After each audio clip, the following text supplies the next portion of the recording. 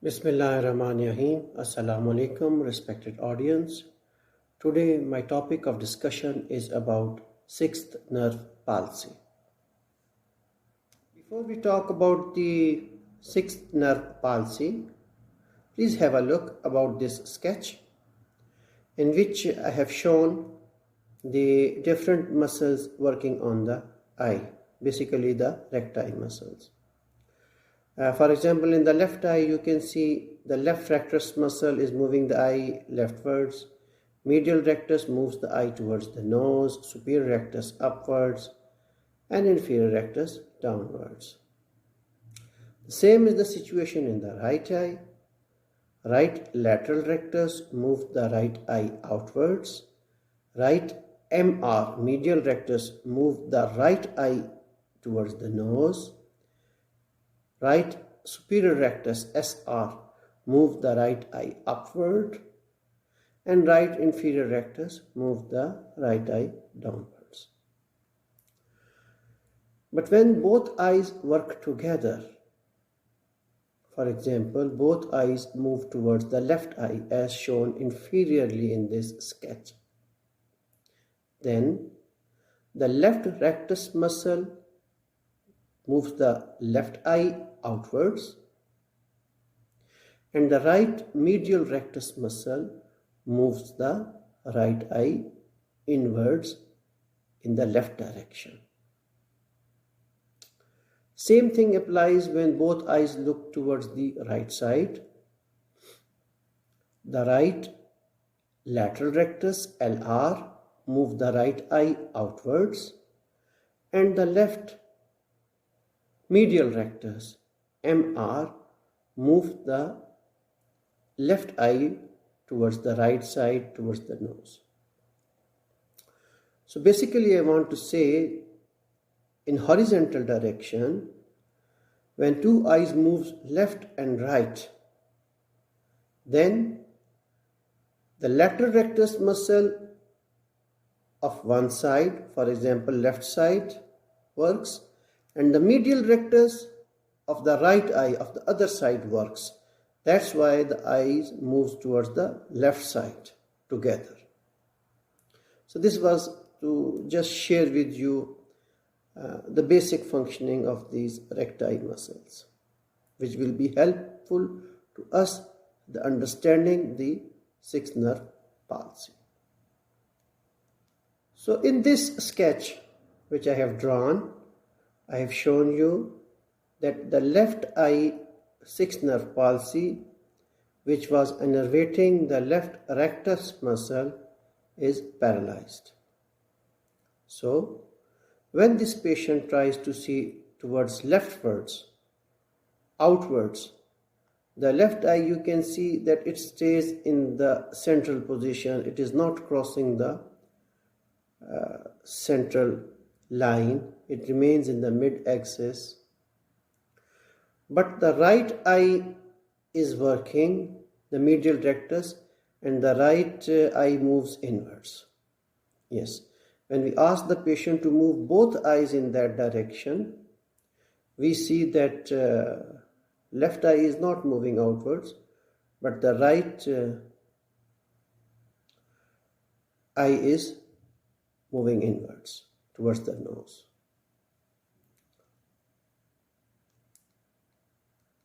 So this is another sketch in which I have shown my respected audience the both eyes in primary position when the left eye lateral rectus and sixth nerve palsy is there.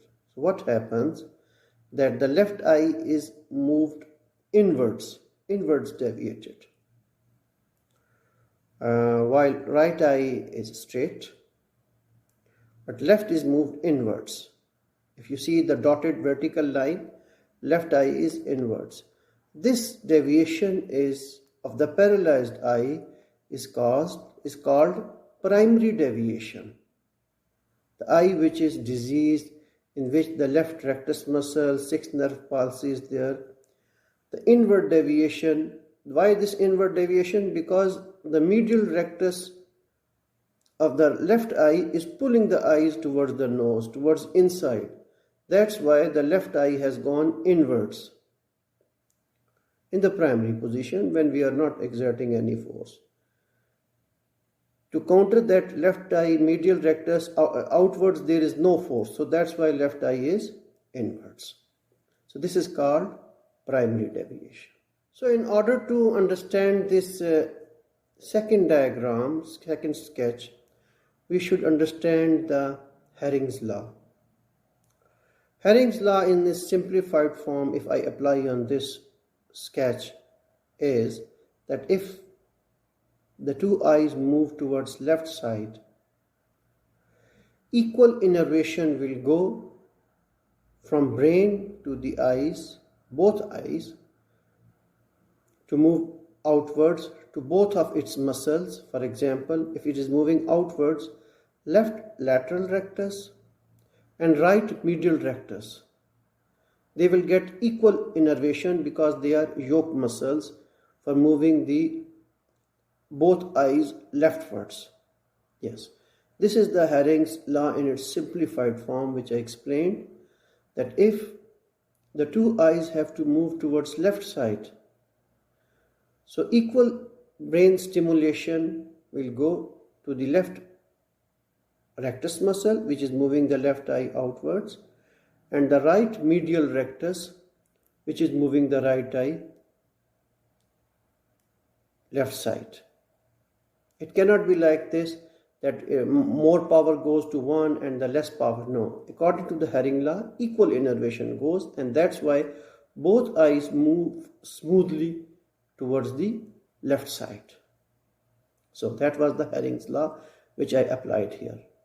Now what happens that we have earlier discussed about primary deviation. But now here we will talk about the secondary deviation. Secondary deviation is that when we ask these patients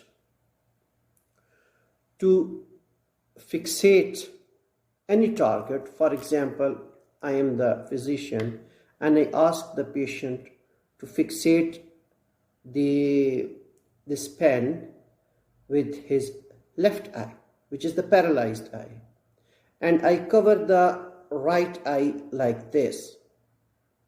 When I ask the patient to fixate the left eye with this pen,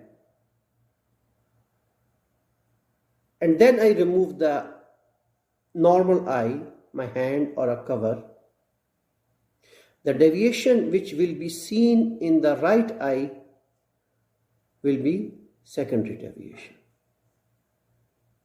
This is a very important point. This is a very important point which I will explain with examples in next slides, that this secondary deviation which is shown in this sketch in the right eye, in the normal eye, when we did this maneuver of fixating with the paralyzed eye and covering the normal eye like this and then moving the cover, the deviation of the right eye is called secondary deviation, and this secondary deviation is always greater than the primary deviation, and this is the most important point to differentiate paralytic squints from the non-paralytic squints. Yes, this point I will further elaborate with a few examples in next slides.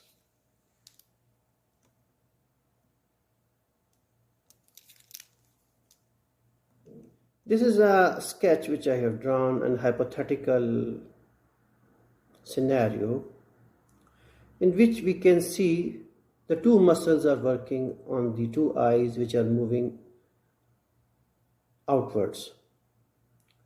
So if we take the unit of force Newton, let us suppose if 5 Newton of the force is applied by the lateral rectus muscle to move the left eye outwards, the same power will be given from the brain to the right medial rectus. Yes. And then this equal innervation will move both eyes towards the left side. This is a hypothetical example which I showed you. In the normal eye, it happens like this, obeying and following the Herring's law of equal innervation. Yes, lateral rectus of the left eye and the right medial rectus muscle, which move the eye outwards, leftwards, are yoke muscles. They work together. It is not possible that one is working and one is not working and the both eyes go outwards. No, it's not like that. So here we saw that, let us suppose 5 Newton works force.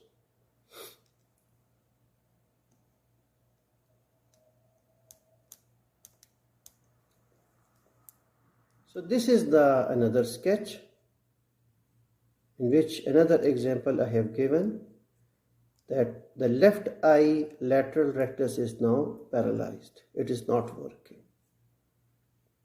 So what happens that when we ask these patients to move towards the left side, the brain sends impulses and keeps on increasing it over there to move both eyes leftwards, outwards.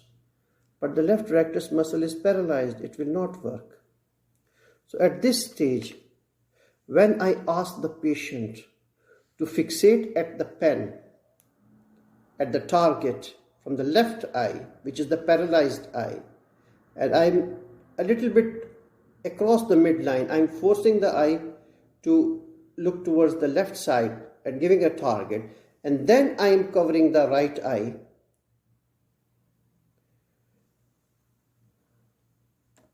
More power goes to both sides, lateral rectus, left eye, and right medial rectus. Let us assume it goes up to 25 newtons of force. So in this, when so much energy is going, the left rectus will not move because it is paralyzed, whatever the power is going. But as in this scenario, 25 newtons is going to the right eye as compared to the 5, so it will deviate more inwards. And this, the deviation of the other eye, which is more than the deviation which we see in the normal condition of the normal eye, the primary deviation. So this is more than the primary deviation. So this is called the paralytic squint, and very important differentiating point. In any nerve palsies, you can take third nerves, you can take fourth nerve, you can apply this Herring's law. Yes. The secondary deviation, which is the deviation of the normal eye, when we are fixating with the paralyzed eye and cover-uncover test we do, that one is called secondary deviation.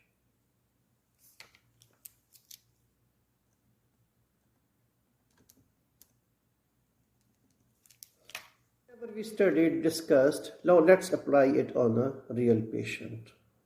This was an old patient who came to my clinic. He had 6 nerve palsy. He was a diabetic patient and he could not move his left eye outwards. This is the primary position. Right eye, you can see the light reflects, the white dot is in the center.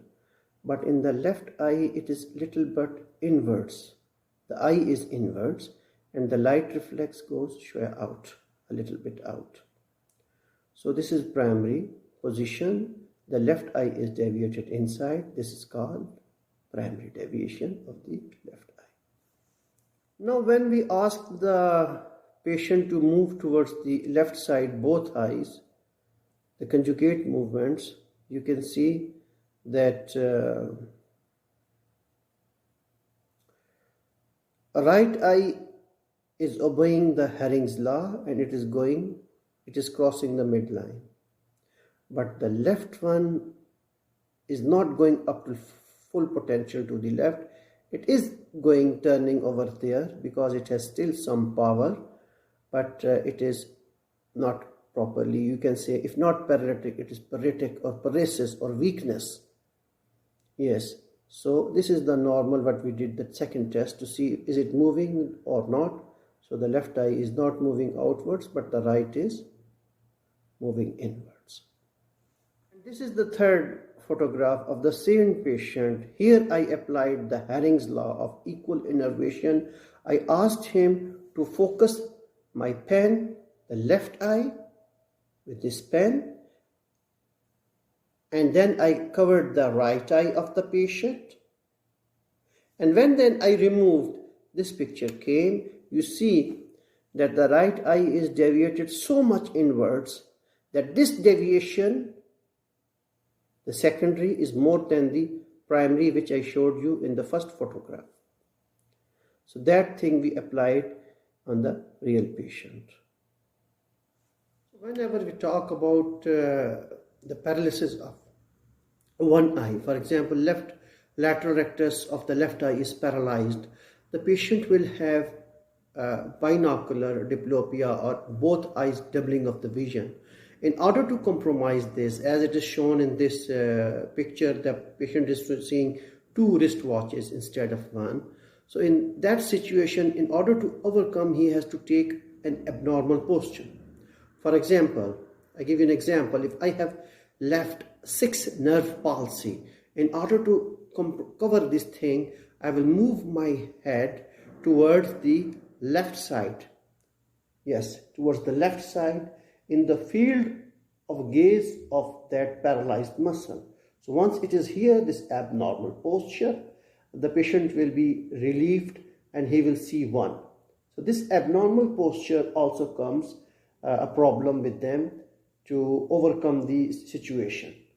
Yes, so this is abnormal posture, which is a feature of the paralytic squints. It may happen with the 3rd nerve, 4th nerve, or here particularly we are talking about the 6th nerve palsy. Yes, this diplopia or doubling of vision is binocular diplopia. It is characteristics of paralytic squint. Yes, but if one eye is covered or patched, these patients will not have that much diplopia. It will be relieved. Another sketch, here you can see when both eyes are normally working straightforward, the object image is formed in both eyes in the center of the both eyes are formed in the center of the eyes in fovea. So proper symmetry, there is no deviation, nothing like that, and the patient normally sees a single vision. There is no doubling, nothing like that, normal when the eyes are straight. This is the situation happens when the left eye is 6th nerve palsy, left eye is inwards and the right eye is straight. What happens? That both eyes are not properly focusing on one object. Yes, you can see left eye line is going in one and the other. So that's why, this is the reason the patient sees double vision. He sees everything double. So it is called diplopia, and as I mentioned earlier, it is binocular diplopia, which is characteristics of paralytic squint nerve palsies. And this can be applied to any nerve which is moving the eye, the 3rd nerve or the 4th nerve. So if we talk about its causes, in older patients, it is usually vasculopathic causes. The nerves are supplied by the blood vessels. So diabetes is a cause, as I mentioned in this patient. So that is a cause over there. And apart from this, there may be certain non-vascular causes which may be in adults and children, like any trauma has happened, head injury, trauma, or any compression of this nerve, or any inflammation, infection around it that can cause it. And if we talk about the children, we should keep in mind about the increased intracranial pressure, vascular anomalies, certain malignancies. These are very important. And once we have ruled out in children idiopathic causes or trauma or post-viral, these things have been ruled out, we can take the help of neuroimaging to further investigate the cases. Yes, but as I mentioned earlier about the blood works, these all things are according to the history and further examination, age of the patient. Everything cannot be applied on all patients. It has to be customized according to the age and the history examination. Yes. Let's talk about the investigation. Sixth nerve palsy is the most common type of palsies in adults and second most common in children. And the thing is, you can investigate these patients. If it is diabetic history, you can go for the blood sugar level, you can go for the ESR, C-reactive proteins, and ESR and platelet. All these things you can do. But according to the history, these investigations should be guided. You can go up to the syphilis, and you can even consider myasthenia gravis tests. It all depends upon the history of the patient. Now the question is how to overcome this problem. For example, this diabetic patient came to me, how we are going to manage him. The patient is complaining, doctor, I see everything double, what should I do? So as I mentioned, it is binocular, both eyes used, only then he sees double. But if we close one eye, patch one eye or cover one eye, he sees single. So patching is a one form of the treatment we can cover. Alternatively, one eye, right or left, and he will not have that confusion or problem or bothersome. The problem, he will see single, number one. And the other thing is, which we can do is, I will show you certain forms of the prisms. It comes in a form of a plastic sheet which is applied on the glass on that eye, and it also overcomes the doubling of the vision. This is done by the optometry department. The sheet comes, they cut it on the size of the glass, and then they put it over there, paste it, and the patient sees. Surgery and these botulinum toxins,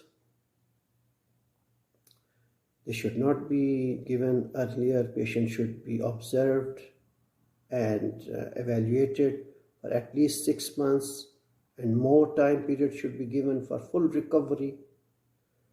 And then these things, if there is no recovery, then these options can be considered, but these are usually not the first line of the treatment. The Botox injection, botulinum toxin, if at any stage later on it has to be given, its dose properly calculated, and it is given, for example, the left lateral rectus muscle is paralyzed and the eye is all the time deviated inwards, so it can be given to the left eye medial rectus, the opposite of the paralyzed muscle, to prevent contracture, and that fibrosis later on, so that eye does not go permanently in that direction. So this is an option which can be, but it is temporarily. Its effect usually remains 3 months. This is the Fresnel sheet I showed you. These are the vertical lines in the plastic sheet. This is the Fresnel prism. This is the sheet is cut according to the glass, and it is pasted over there. by the optometry department who have done this, specialized in these things, and the patient is relieved. And especially for the medical students who are appearing in their final exams, if you are asked to examine the sixth nerve of left eye, you just have to cover the right eye of the patient properly, and you have to show the patient a target in the center. The left eye is covered properly. You show the target and just ask the patient to move up till this point. That's it. This is the direction of the action of the sixth nerve.